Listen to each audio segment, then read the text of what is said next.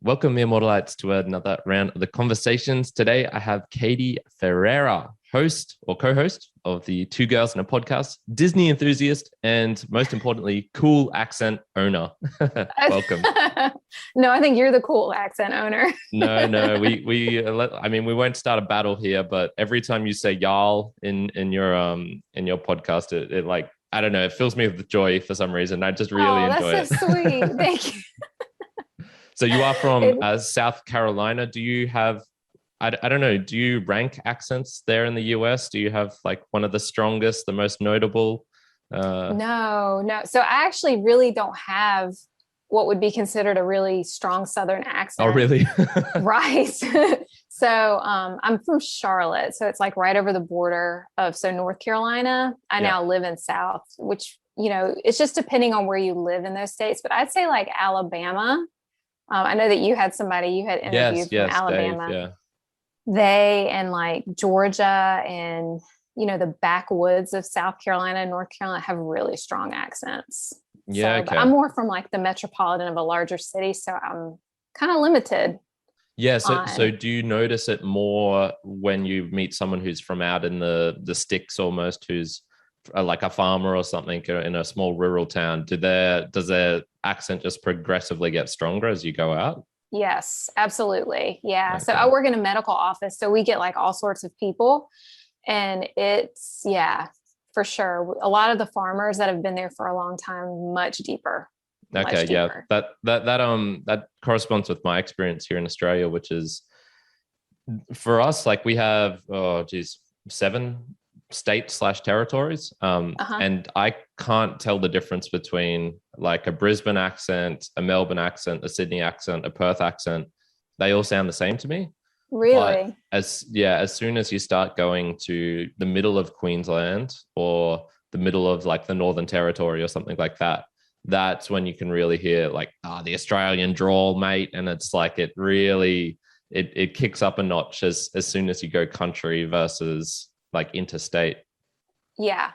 Yeah, I Although guess you like you said. yeah, but Go ahead. although I think that's a funny thing, like in the States and England, for example, where you can have counties or states right next to each other, and then it's just like the difference is incomprehensible between a Yorkshire Right. accent and a whatever South London or whatever.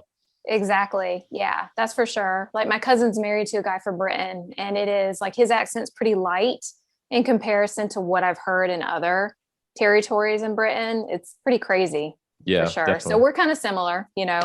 I'm not as much of a southerner as somebody else, I guess. Okay, all right. Well, I'm learning new things all the time. That's awesome. I wanted to start off with, I suppose, the Disney aspect. I have my Mickey Mouse inspired You do? beanie on just for today. It's actually starting to warm up here in Australia, but I'll persevere. Um, what's the fascination, I guess, for maybe non-US people? Because I like everyone knows about Disney. We've all heard of it and know the movies and Mhm. whatnot. But you and Jen, like you're listening to your podcast makes me go like, okay, there must be something deeper in it in that you've spent so much time and so invested in it. So I wanted to try and Yes. understand that a bit more.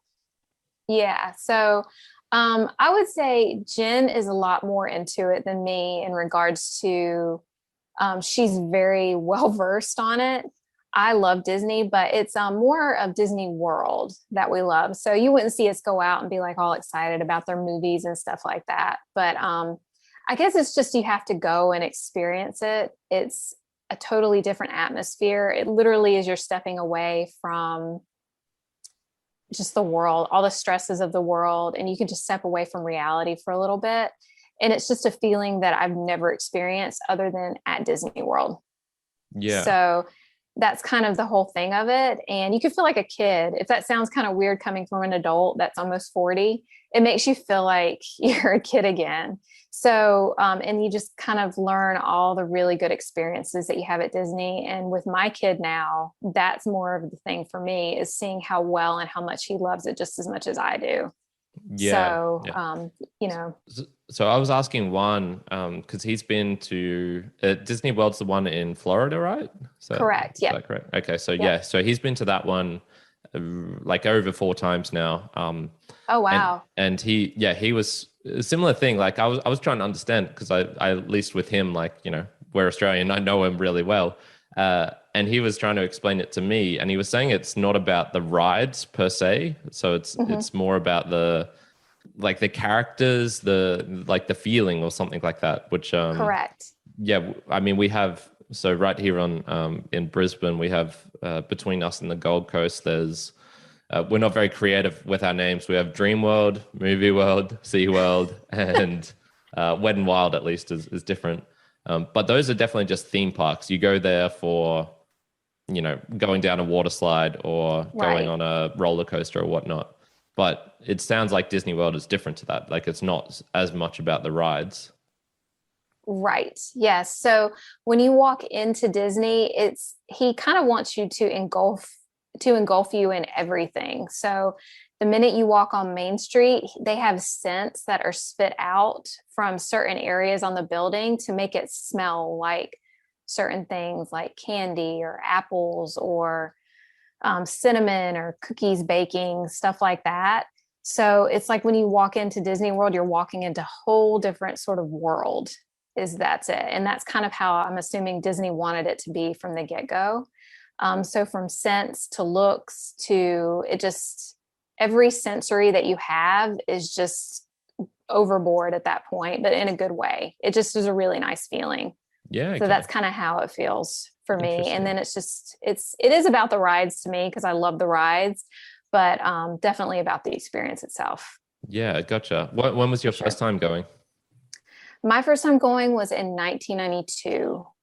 Um, I don't really remember it very well, but I do remember that I was there with my family, and it was definitely not as big as it is now. I don't remember much about it. The one that I actually remember is the time after that, which is when I went with Jen, my mom, and then also another friend of ours, Valerie, which was in 2002. Okay, yeah. So that was a little bit afterwards. So you Right. would have been high school then, I guess, with Right. when you went with We had Jen. just graduated, so I was 18. Okay, yeah, cool, cool, Yeah. cool. And yeah, what was that first, I guess, experience like? So it just sort of imprinted on you, and it's become a facet. I Right. mean, I won't say your whole podcast. You have other things going on there, but it's all, if you can get through an episode without talking about Disney, that's like a rare episode. Right, right. I can imagine that, like for people who aren't into Disney, it would be hard to listen to our podcast. I'll be honest. So, like, I totally get it. But yeah, it was after 2002 because Jen wasn't into it either. Like, she really wanted to go, but it was after 2002 that we really got into it because we could remember it. That was Yeah. why. Yeah. So, anytime before that, I wouldn't have really remembered much about it. Did Jen become a travel agent just to be able to do Disney related travel agent things? She did. Yeah. She did. Yeah. She's more extreme than I am, but in a good way. So, Yeah, and yeah. she's using her knowledge to help people now. That's awesome. That's so cool. Yeah. So like the backstory of Disney is, I guess, really important into that as well. Because I'm vaguely aware of his creation of the animation first starting with Mickey Mouse, I guess, and Hmm. then creating the I guess like the movie side of things, the animation side of things, and then Hmm. completely changing and creating a whole world and whatnot. So it's Right. that's pretty fascinating. Are there differences between like Disneyland, Disney World, and how There many Disney are. things are there related? So Disneyland was the first one that Disney created. So that's the oldest one. It's much smaller. It really is. I don't really know much about it, to be honest, because I've never been. That's I on the West Coast, is it? Correct. Yep. So it's in California, Yeah. and it's probably nostalgic, just like Disney World, but just much smaller. And then he created Disney World, but I know that he died prior to when it was ever completed. I think it was just in the process of being done. And then his brother Roy is the one who completed Magic Kingdom for him. So there's that. I believe there's a Disneyland Paris, one in Japan, and I believe there's a one in China as well. There might be another one, but I'm not 100% sure. But I think that's the ones that exist. Yeah, okay. So if you were really hardcore, you'd go to all of them then, I guess. Absolutely, yeah. I'm not that Has hardcore yet. has Jen gone to many of the other ones? No, neither one of us have been to any of the other ones. I know Okay. she has plans to go to Disneyland when she turns 40. So that's in 2 years. Yeah. Gotcha. So yeah. Okay, that's pretty fascinating. Geez, I was where to go from there. The movies, I suppose. How big a part do the movies play in? Oh, and the question I wanted to ask was, when you say big, here in Australia, I could go to Dreamworld and I could probably go on every ride within, I don't know, like half a day of being Okay. there. So it's like a 1 day trip. I don't need multiple Right. days. How long hmm would it take to do everything there is to do in Disney World? So it has 4 parks. So each park generally takes an entire day. Yeah. Okay. It's really big. Magic Kingdom usually takes about 2 days because it's just there's so many rides and the lines tend to be fairly long, and that's what causes the backup in most cases. So I'd say in most cases to get the best out of it would be about a 5 day thing. Yeah. Okay. Gotcha. Yeah. And is that normal? Do people just go for 5 days and do it all in one fell swoop? Generally, yeah. So if Oh you're out wow. of state, so I'd say if you lived in Florida, most people probably go for like a day just to get like one park in. But out of state, then yeah, most people would go for 4 to 5 days or so, depending. Okay. Yeah. All right. I'm starting to understand why it's a like a large like it could be a large part of your life in essence. Like Yeah, going for 5 days is a full, that's basically like a family trip if you're going somewhere, which you might do right. once a year or something like that. Exactly. And it's very expensive. So you really have to set aside funds for it too. In perspective, me, my husband, and my son are going in November. And for the three of us to go, just for the tickets and hotel, it's $4,000. And that's for Yeah. 6 days. So it's pretty expensive. Yeah. But it's worth it. To us, it is. Like, we're okay spending that money. We could probably do a lot better things with it, but we're okay spending it at Disney. Hey, no, like if you're having fun, that I mean that's the most important thing. Um, Right. I was also going to say like that it's such a big deal as well because when I was traveling in Mexico, I got to meet quite a few people from the US, and that was when I really learned just how little holidays you get in general for like general like annual leave. I guess hmm you'd call it from work, which is it's like two weeks a year. Is that the general in Generally, yeah. yeah, yeah. For the larger corporations, yes, Yeah. Okay. Which is absolutely insane. 'Cause, here it's 4 to 5 for most.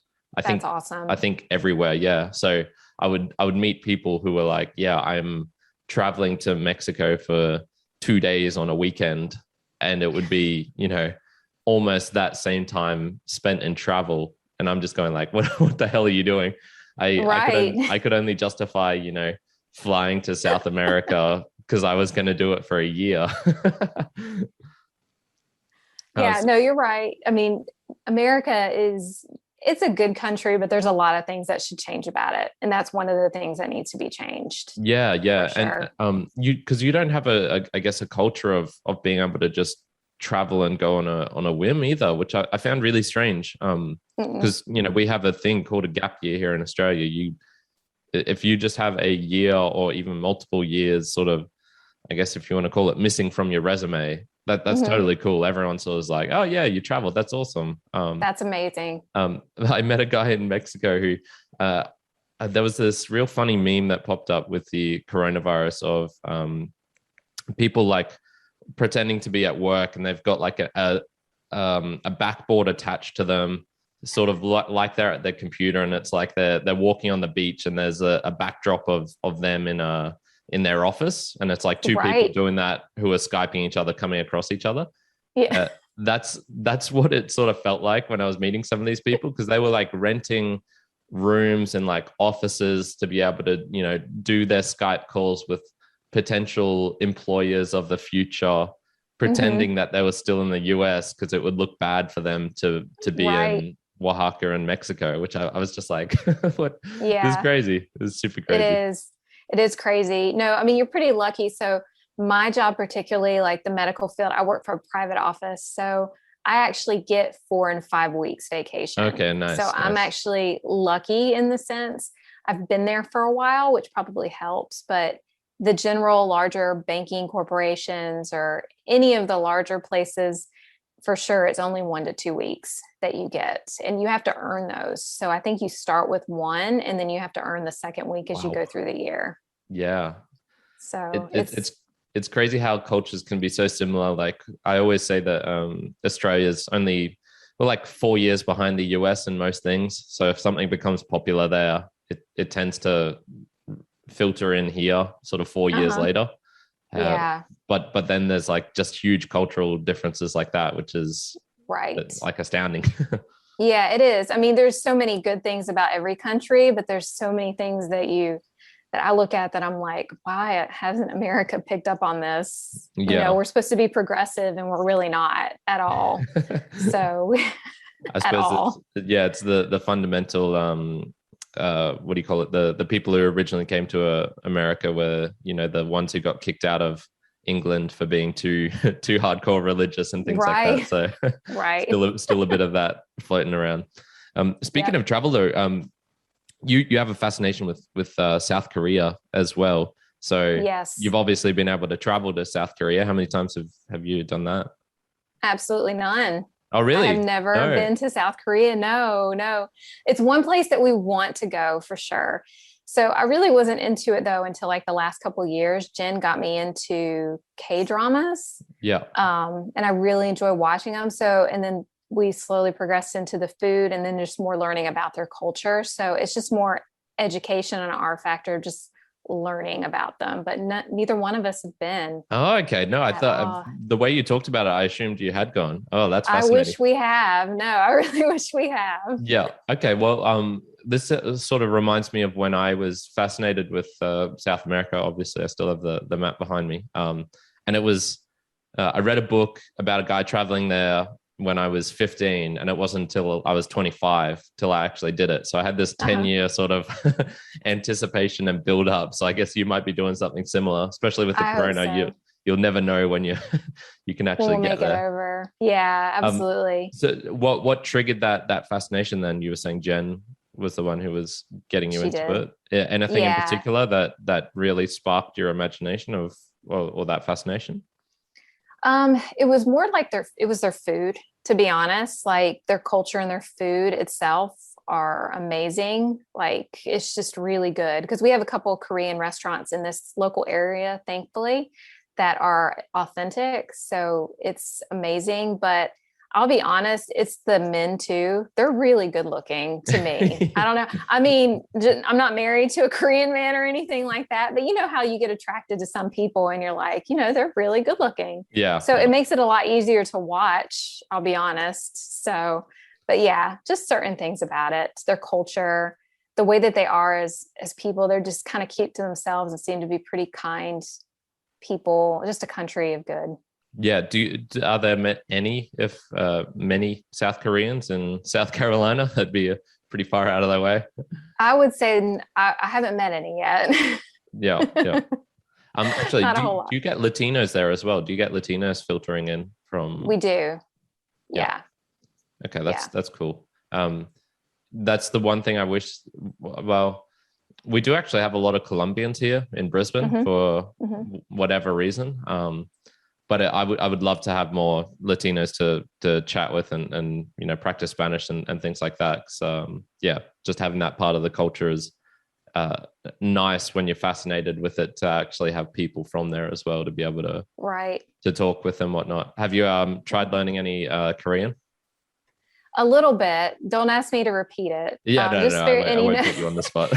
but yeah, just a little bit. And you learn it actually from watching the show. So I haven't been to a class or anything, but after watching the show so many times and the repeat of a lot of words, you do kind of learn them. Yeah. Sure. I remember watching some K-pop back in I'll say like 6-7 years ago. There was a show here where I think it was right when I was sort of phasing out of watching TV, and K-pop was, I think, like one of the last things I used to watch on I don't know, there was like a Saturday or Sunday morning here. Actually, it might have even been before that when I was in high school, when there would just be like a K-pop show here on on ABC or SBS or something, one of our So broadcasting you would stations. watch it? Yeah. And so do you have anything like that there where it's just a K-pop, I don't know, show? No, we don't. No. What we have learned about South Korea is that a lot of their people love Australia. So y'all probably have more South Koreans where you are. I don't know specifically where you are, but I know that they travel to Australia more and live there. Yeah. So that's probably why I would think. Yeah, I mean, at least in Brisbane and, well, yeah, even in the big cities when I've just traveled through in Sydney and Melbourne, there's a lot of Asians, but, Asia's a big place. So we have Chinese, there's Japanese here, there's a bit of everyone. So it's hard to, and, of course, like it's just way too hard to tell the differences just by visually who's from where. I could probably now start to distinguish just via their dialects maybe a little bit. So I'm starting to get better with languages, but it's hard to tell in terms of where exactly they're from. Yeah. Although we do have a pretty good karaoke culture here as well, or at least it's like emerging. So there are definitely distinct, Japanese karaoke places versus Korean ones. You can definitely see that. Oh, that's pretty cool. Yeah. That's cool. Have you got into the karaoke aspect of Korean culture? No, I haven't. I know that they love it. I do know that. So that explains why you have separate ones like that. Yeah. But yeah, no, I haven't gotten into it. We don't even have that here. I mean, we have karaoke, but definitely not separated karaoke or anything like your that. Karaoke might be more the ones that's typical in like a Queensland or a rural Australian pub or something where they just set up a microphone and you're singing in front of other drunk people. Whereas it's very different when you're in a closed off room. And we did that. So when I went to Japan, my friends and I went to, I guess, it's hard to know what's authentic because you as a foreigner, you just go and no matter what happens, you're going to get directed to certain places. Obviously, you're not going to go to the most authentic in a way because, I don't speak Japanese, so I can't find that authentic Japanese hidden away one in the suburbs. So, but going there is a fascinating experience. It's totally different. Yeah, I can imagine. Just a question for you. So what countries have you been to? So, my mom is from New Zealand. So before I left on my big trip in 2018, I had only been to New Zealand. And then I went to, I'll try and draw it on the map here, Chile, Argentina, up to Mexico, to Guatemala, Colombia, Peru, back to Argentina. And then sort of like on the way home, Japan was almost on the way home. So I went to Japan for a couple of weeks there. That's awesome. So you really did get to do like your bucket list in South America. You went to a lot of places. That's absolutely, awesome. Absolutely. Yeah. No, I was very fortunate. I was just thinking like, if I had started basically, so I got back mid 2019. But yeah, if I'd started later, like even just a year later, Corona would have definitely affected the travel. So I got pretty lucky. I got to do everything I wanted and not have any regrets or whatnot. That's so good. I know so many people's plans just got brutally interrupted via all the madness that went on. Yeah, I'm glad you got to do it before it all started. Yeah, that's awesome. How about you? Have you traveled much outside of the US? No, the only place I've been to is so far just the UK. That's about it. And that was back in 2000, I think. So 21 years ago that I went. Unfortunately, I just haven't had the ability to travel. My family isn't like a huge travel family. Yeah. So at least before, now my parents retired and they're like all into travel, when I move out, of course. Yeah. So, but you missed out on the gravy boat of fun travel. Exactly. Fun, but inexpensive travel when you're a kid. Right. So I would go to like other places with my parents, mostly down the East Coast of America is where we've been. I think we've been out a little to the Midwest to like Kentucky, and then Missouri, I think, is another area, but that's pretty much it. Yeah, that's cool because the US is so different in different places. Australia is very monotonous and bland. Like Queensland is a massive, massive state, and we have I don't know how many million people, maybe like 4 million people in Queensland. So it's not that in terms of area wise and the amount of people in it, that it's pretty similar as you go up and through it. Yes, it gets different out in the country and whatnot, but going through the US, I imagine you can experience a lot more different things in different places, just stepping over the border into the next state. Right. Yeah. No, people are different too in every state. So it's interesting. That's for sure. Definitely. So, yeah. I wanted to ask you about your podcast as well. So what kicked it off for you? What made you decide to jump into the world of podcasting? Jen again. So she's kind of like the person who just pushes me into things, which is good. It's good to have a friend like that. But she's wanted to do it, and she couldn't find anybody that would want to do it with her. So she just inadvertently asked me, and I said, sure, I'll go along with it. And I really didn't expect it to go this long. I think we're going on 3 years next May. And I just really did not think that would happen. No, 2 years, excuse me.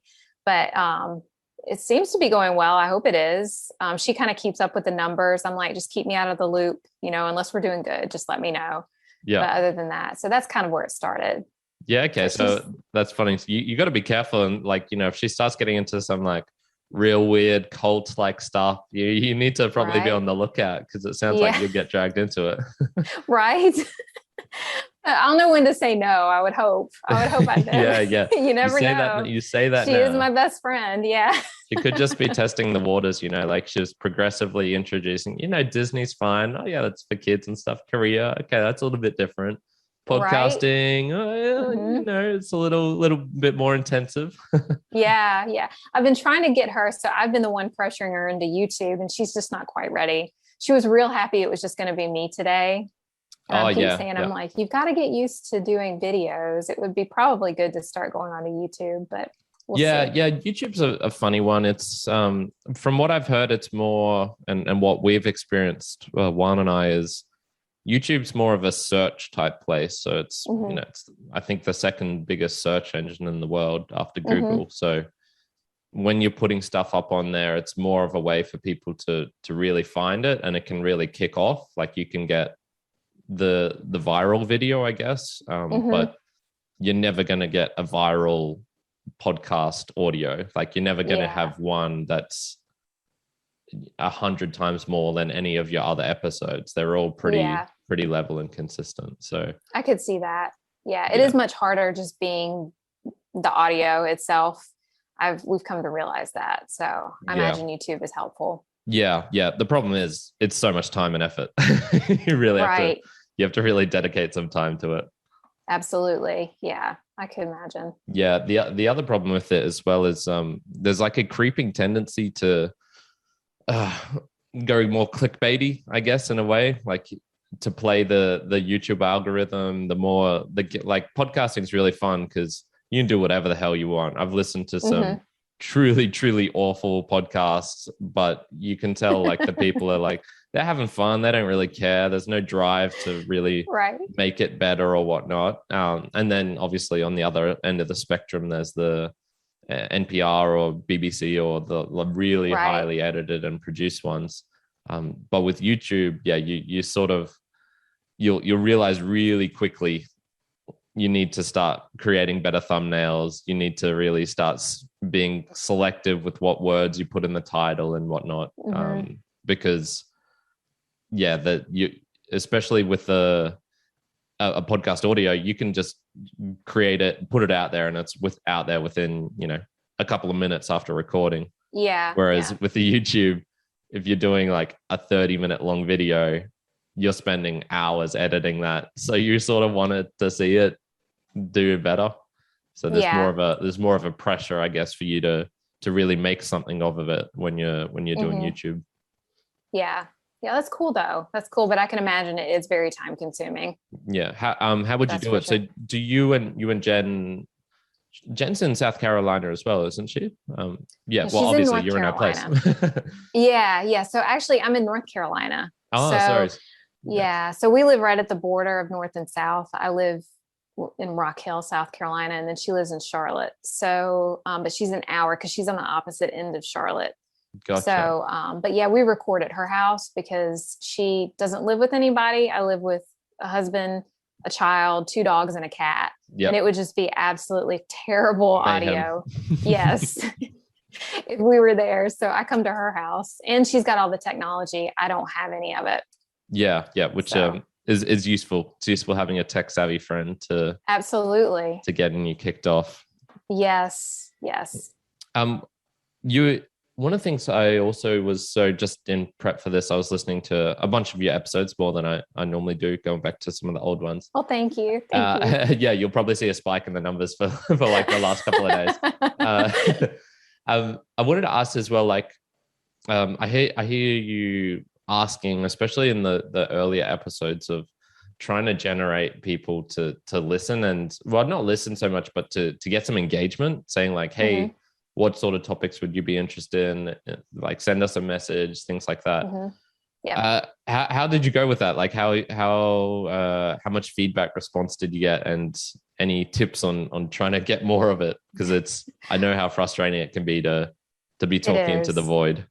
Yeah. So we get okay feedback. It's hard. We mostly get the feedback on social media and mostly just on Instagram, Yeah, to be same here. honest.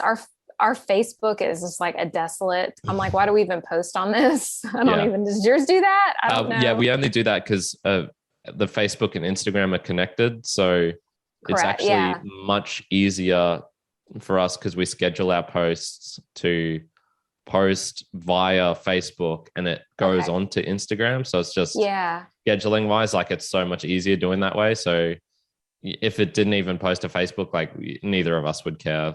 We just, Exactly. it just goes Yeah. there. Similar. Yeah. So, and we have Twitter, which we never post on Twitter.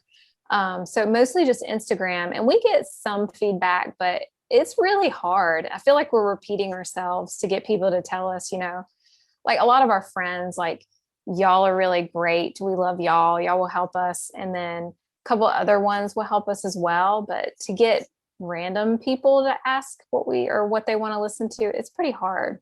Yeah, yeah. So, And I wonder what the like, I'm just trying to think of myself, since I've jumped into podcasting, I'm gone to the opposite end of the spectrum, in that I used to always not really do much engaging with YouTubers or with anyone else. And then now I'm sort of like, I splurge, like if I'll just send a random comment without even thinking about it, like almost overly not caring in a way.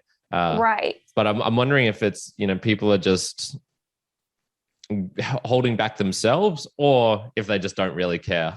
Like Yeah. what's the barrier? Like almost being like, I don't want to ask them for this because it would feel like I don't want to waste their time, essentially, sort of thing. Mm-hmm. Yeah. I mean, I would say probably for us, I don't think they care. For somebody like y'all who are much better podcasts, you're more organized and that sort of thing, I would say that it's more, they're probably holding back in Yeah, that sense. yeah. Even then, I'm not sure. I'm really not sure. It's so hard to tell. I think I guess, yeah. Once you cross a barrier of some sort and you get to, name your favorite podcaster who's really high level, then they just get, there must be a barrier that you cross where it's people then just start sending like the random messages which don't make sense, which are incoherent, Right. and it's like, okay, well, that's not helpful either. Yeah, you're exactly right. What, So what's which been what's been your favorite interaction that you've had with a supporter, or favorite interaction just with the podcast? so far personally, it would be y'all are my favorite interaction because you're always so nice. I'm not saying that just because, I'm on your podcast right now, but because we It does help interact the most. though. Yeah. We interact the most. It's really nice when you send me a message or Juan sends me a message. I think it's mostly you, Kyrin, that sends me messages. But it's just really nice when you send me something. It's just like that one day I sent you something. You said it was nice to wake up to it. It's similar when we get one from you. And then also we have a couple, like 2 other ones, Linnea and Shayna. One isn't even a podcast, but Unpacking the Box, I think. Do you know who that is? I heard you mentioning them just before, but I haven't, I didn't get time to dive into it. No. Yeah. So she's great. That's Linnea. So she's one of our other really big supporters. So y'all are the ones that show us. So I would say our interaction with y'all is the best. Yeah. Thank you. Thank you. Yes. What, I guess, what distinguishes like a nice something that's like meaningful versus just like a random comment or something? Like how do you have a distinguishing factor of something that makes a difference? Like what makes it more valuable? And even just for my own knowledge, like, because I always feel like, oh, I could be doing more things. I only have so much time in the day, so I can only listen to so many podcasts. But no, I mean, we understand that for sure, but it's more just a nice message encouraging us, if that makes sense. So it's like, you don't even have to compliment us, or in a way compliment us and just say, you're doing a great job. I don't care if you send that and say, you're doing a great job. That's all you need to say. Yeah. That's what we like to hear. Yeah. Yeah. So, yeah, I suppose it's the, just knowing someone's listening as well is probably one of the big ones. Cause even with being able to see stats and numbers, so much of that is probably just auto downloads that never get listened to and things like that. And it's like, you get our podcast, for example, we've got apparently a large listenership in India, but I never hear comments from Indians, and whether that's because it's just really hard to reach out to a podcaster. Maybe they don't use Instagram much in India. Maybe there's who knows? There could be so many different reasons, but you'll see something like that, and it'll still feel like nothing much is going on. Like that you're still talking into a void, which is not so fun. Yeah, it is frustrating. That's for sure. I mean, I do listen to y'all every day. So at least when you put out an episode that morning when I'm driving, because it takes me about as long to get to work as it is as one of your episodes in most cases. That's handy. So so if I don't get to finish it, then I'll finish it when I get back in the car when I'm leaving. But it's just something that kind of helps me, because y'all in the most case are very positive. You don't really do any terribly negative things, and that's what I need in the morning. So I was like, well, let me just start, and then it just kind of continued from there. I was going to say, what I really like about yours actually is, and this is what I think helps when you're speaking into the void per se, is you really enjoy it. Like the amount of times you and Jen will just be laughing over the most random thing. I could tell like you're really, really enjoying it, because it's just such a weird, obscure thing to be laughing about. I think the last one that I heard was you were talking about one of the Disney rides, and one of the boats sank. So this could be an older episode. And you were talking about like how if you were on the boat, you would be the 10th wonder of the ocean or something. just going deep into that. And like it's really nice to hear people, just genuinely enjoying themselves as well, like having a lot of fun talking about Disney. I'm not that into Disney myself. I like the movies and whatnot, but I've never been to Disney World. But it's just it's nice hearing positivity. And I think in your first episode you also talked how you weren't going to talk about politics, you weren't going to talk about sex. And I think I think that's one thing that Juan and I also try and stay away from. It's like, that's when it gets divisive. Of that. Yeah, absolutely. Especially with everything going on here in America right now. It's such a bad state right now that, we just like to step away from it.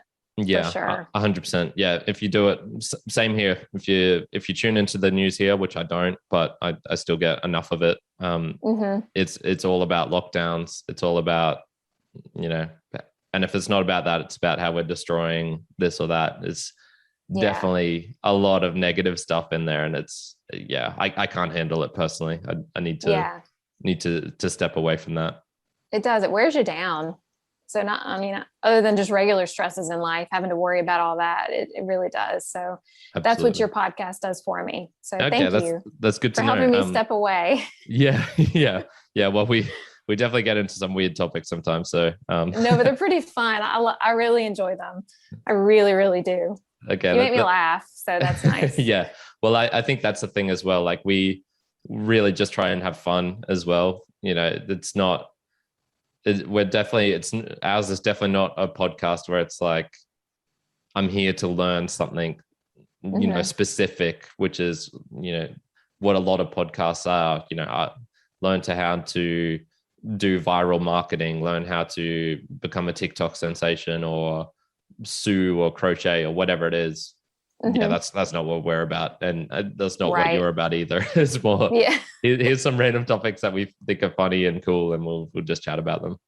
Exactly. And I think that's great. I think Two Friends Talking is a really great podcast. Yeah, 100%. For sure. What have you learned about yourself and maybe Jen from doing it for almost 2 years now?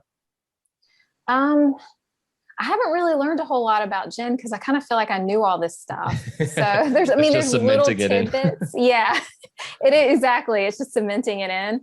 But for me, I've learned that I can be more extroverted than I used to be. So it's actually helped me be more social. Okay. And not that I'm talking to anybody different, but like normally if before the podcast, I wouldn't be able to do what you and I are doing. I would be too embarrassed to do it. Yeah. Oh, yep. Same here. Absolutely. Yeah. So I'd say that it's taught me that I can do that, but it just took somebody else pushing me to do it. For sure. That was actually one thing I wanted to bring up. When I was listening to your episode, I think it was called Let's Talk Us, or maybe Let's Talk Katie. And probably, yes.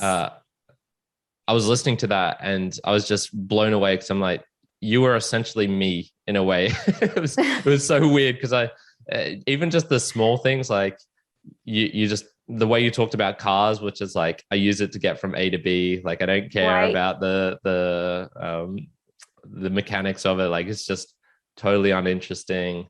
I think you were making fun of the really bad writing that was in the 50 Shades of Grey book. Oh gosh, it's terrible. It's so terrible. Bad. It was, I was just thinking like, man, there's so many ways, like just really small details where I was like, holy crap, Katie could be me. Like it's almost like a North South Carolina version of myself. Well, that's awesome though. That's really good. Which I think is, part of the reason we're chatting now and and connecting. Yep, exactly. So speaking of like those personal things, I always like to ask people about books, and I know you said you really enjoy reading the Bible. Correct. You get a lot out of that. Yes. Do you want to chat about that, and then also maybe any other books as well that jump out for you? Okay. Book wise, I'll be honest, I'm really not a reader. I'm more of a music person.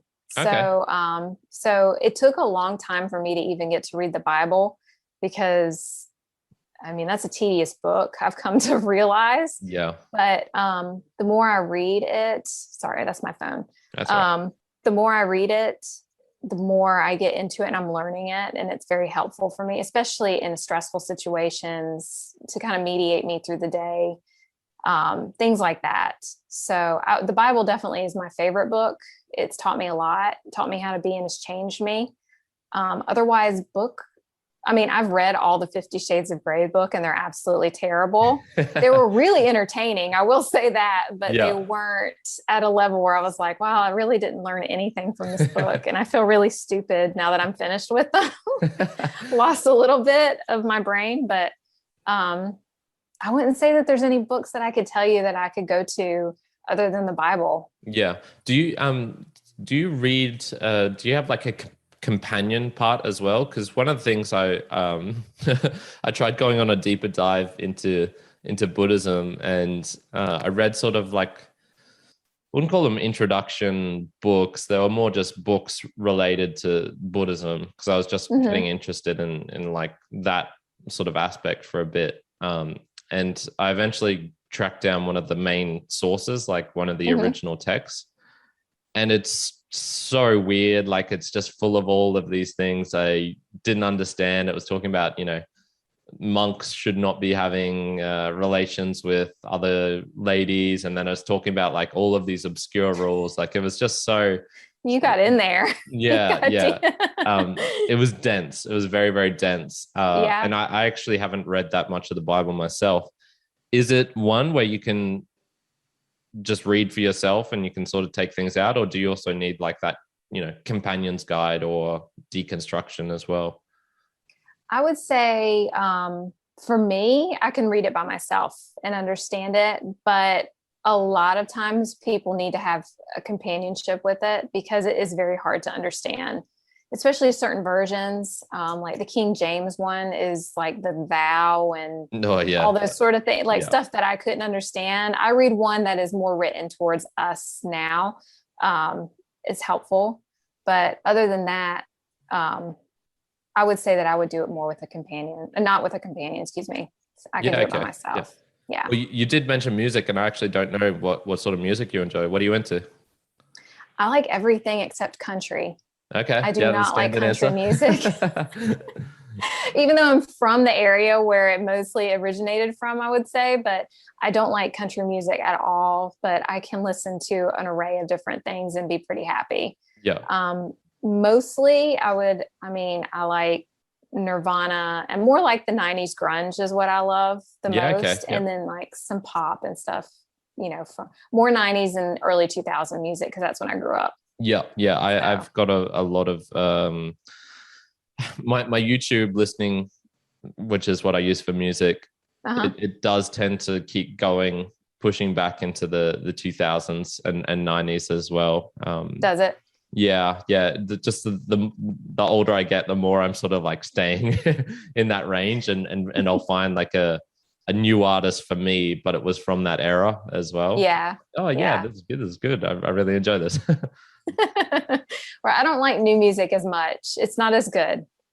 It's just, I don't feel like the heart's into it that much. I like individual songs from new music. So if it's like a popular song, like it's catchy, it's called pop music for a reason. Then I'll like binge listen to one song, and then it'll be done for like it'll pop up in the future. I'll be like, oh yeah, that's a nice song, but I won't dive into the catalog of an artist. That's pretty rare.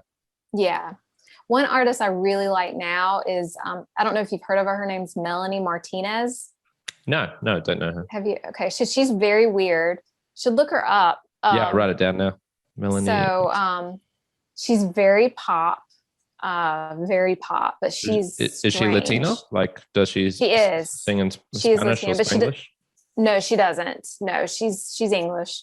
At least from the ones that I've heard, but she's very weird. So just prepare yourself for that. Okay. But I really like her. She's different and she just doesn't care. So that's really nice. She doesn't care what people think. That's cool. I've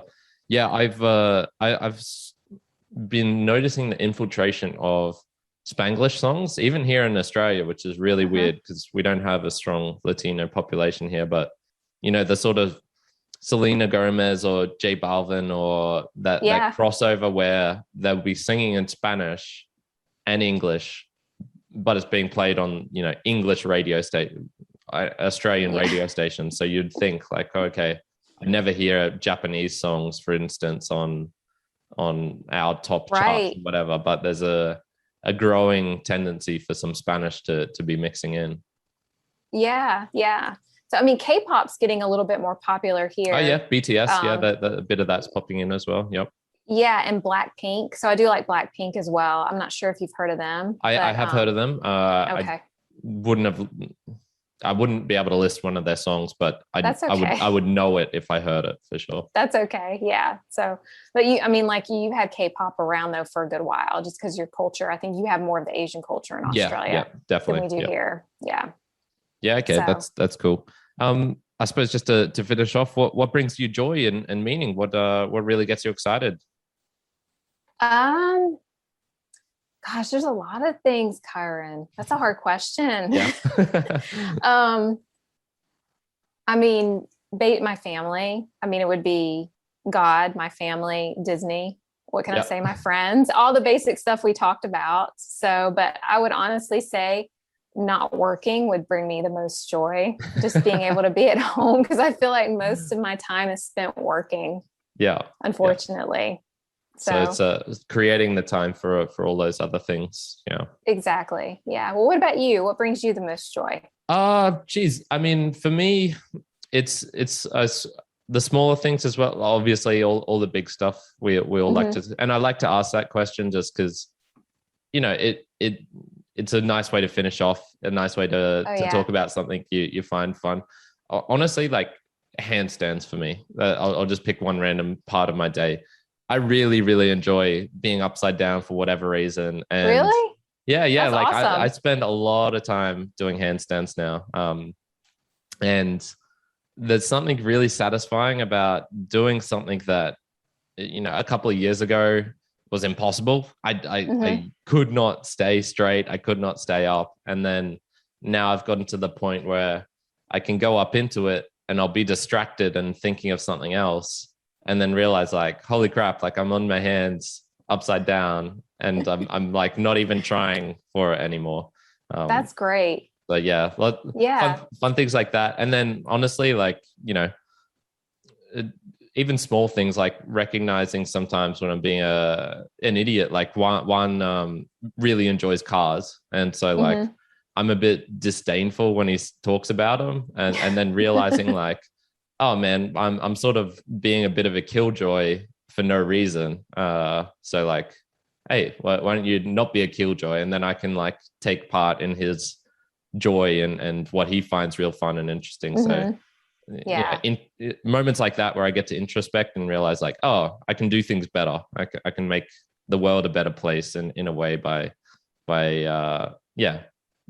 a bit more thoughtful. So moments like that in the day is brings me joy and meaning. That's great. Awesome. Thank you so much for joining me, Katie. I know it's starting to get a bit later there. It's okay. Yeah, actually, I was going to say like the light is still coming in. What time does the sunset? And this is just the overhead light. This right here. Okay. Sorry, and I don't know how to cut that off. No. Like I know there's a switch somewhere, but I don't know where it is. Okay, I was thinking like the one coming from the side. No, it's starting to get dark. Okay. So yeah, gotcha. It's starting to go down. Good to know you're still in a normal part of the world. We are. Well, thank you so much for having me on. Hey, no, it was a pleasure. We should have done this a long time ago. Speaking via person is much more fun than doing it solely via Instagram, although Instagram is still cool. Is that where people should find you the most and your podcast? What's the best place to go? Instagram. That would be the best because that's where we would respond the most. Yeah. So how do you spell two girls in a podcast? Like the number 2, right? Yep. Actually, no, it's not the number 2. It's spelled out TWO. Okay. So it's all together, but we have a 2 at the end. So that is actually the number. That's 2 girls in a podcast 2. Yeah, because somebody apparently has that name on Instagram. Really? What? Yes. Okay, yeah, I'm looking at it right now. That's hilarious. And extremely annoying as well, I imagine. Right, it is. Yeah, and we've looked them up and they haven't done anything, so we don't know. Of course. Yes. All right, I'll include that in the link, and a recommendation to check out Katie and Jen's podcast if you enjoy Disney, if you enjoy South Korea. Those are the 2 primary topics, so you'll find that in there. But I really enjoyed tuning in and forming this connection with you. It's been really fun. Absolutely, and we're here for you, so you let us know if there's anything we can do for you. Absolutely.